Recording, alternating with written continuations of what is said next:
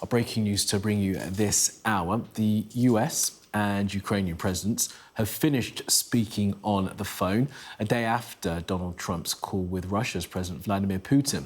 It's the first time that President Volodymyr Zelenskyy and President Trump have spoken since they had a fight in the Oval Office some 3 weeks ago. And President Trump, judging by his social media, seems upbeat. He wrote this a short time ago, just completed a very good telephone call with President Zelenskyy.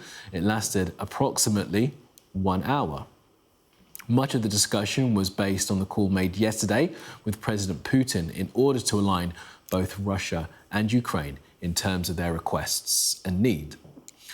We are very much on track, and I will ask Secretary of State Marco Rubio and the National Security Advisor Michael Waltz to give an accurate description of the points discussed. That statement will be out shortly.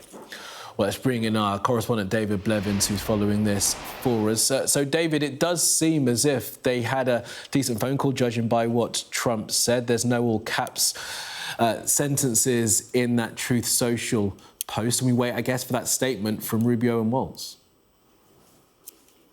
Yes, we await more detail from the Secretary of State, Marco Rubio, and the National Security Advisor, Mike Waltz. We may also hear some more from the President's Press Secretary, Caroline Levitt, when she addresses the press in just under an hour's time. But I think what struck me most from that short post on the President's own social media is that he's describing it as a very good call, in contrast to what was a very bad meeting, of course, in the Oval Office 3 weeks ago between President Trump and Volodymyr Zelenskyy. This is the first time they were speaking since then. The meeting lasted 1 hour. Compare that to the 2.5-hour call between Donald Trump and Vladimir Putin yesterday. He talks about aligning both Russia and Ukraine in terms of their requests and needs. That's roughly translated, I think, as their preconditions.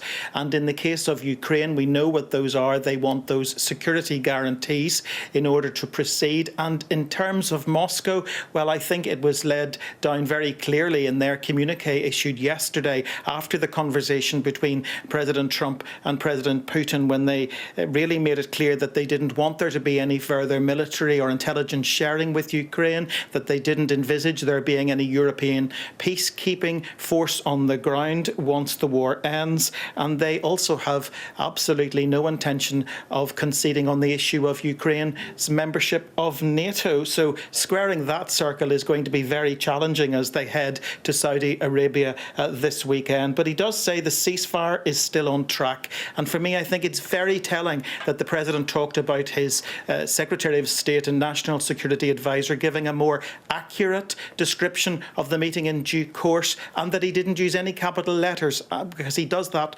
very often. So his desire for a more measured tone and for accuracy, I think, indicative of the sensitive stage we're now at in these negotiations.